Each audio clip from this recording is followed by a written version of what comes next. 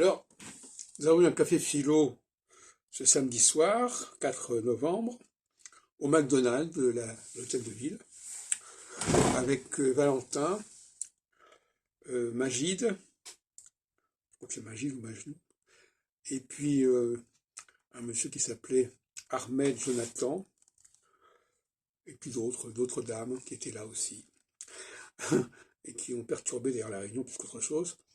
Et on a abordé les questions de linguistique, on a abordé les questions de politique, on a abordé les questions de religion, qui sont finalement les trois grands axes de mon travail. Alors, sur les questions de la religion, on a parlé des rites de passage, comment ces rites étaient élaborés pour permettre à des étrangers d'entrer dans un groupe. Ça va très loin.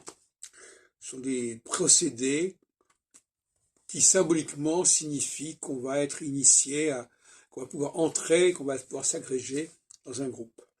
Ça peut être la circoncision, ça peut être le baptême, ça peut être le tatouage, comme on en parlait ce matin sur France Culture, etc., etc. Concernant la politique, j'ai posé la question de distinguer la nation de l'empire, qui est au cœur de mon travail sur l'astrologie, justement, sur la cyclologie.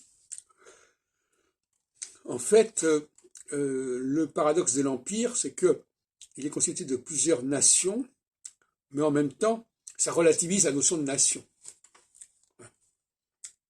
C'est-à-dire qu'en fin de compte, les nations sont relativisées, sont balayées par un système central qui est un État. Alors justement, c'est amusant parce qu'il y a eu une discussion à ce sujet complètement aberrante, à savoir que l'empire est un État qui rassemble plusieurs nations. Alors ces nations, on peut les appeler des États, mais en réalité, ce sont des nations. L'État, il faudrait employer ce mot-là uniquement pour parler de l'organisation interne d'un système, et pas pour désigner les nations. Alors, il y a une confusion, l'État-nation, etc. Et puis en ce qui concerne la linguistique, nous avons posé la question du rôle du E, de la lettre E, en français. Et le paradoxe de cette lettre E, c'est qu'on ne la prononce pas, et qu'elle sert à prononcer, elle a des effets sur la prononciation des autres lettres.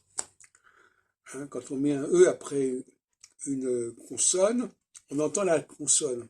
S'il n'y a pas le E après la consonne, on n'entend pas la consonne et on ne prononce pas la consonne, par exemple. Voilà un paradoxe intéressant. Donc on voit bien que ce n'est pas le E. Alors, les Allemands sont passés à côté du problème, ils ont mal compris le système, et eux ils disent kleine, eine, seine, deine, et c'est complètement idiot. Parce qu'en réalité, le E est là pour prononcer le N final, en l'occurrence, et pas pour prononcer le E. Et malheureusement, quand le E n'est pas là, eh bien, on ne doit pas prononcer on ne doit pas prononcer le N final, et ça devient une diphtongue. Donc, comme en français, par exemple, on dit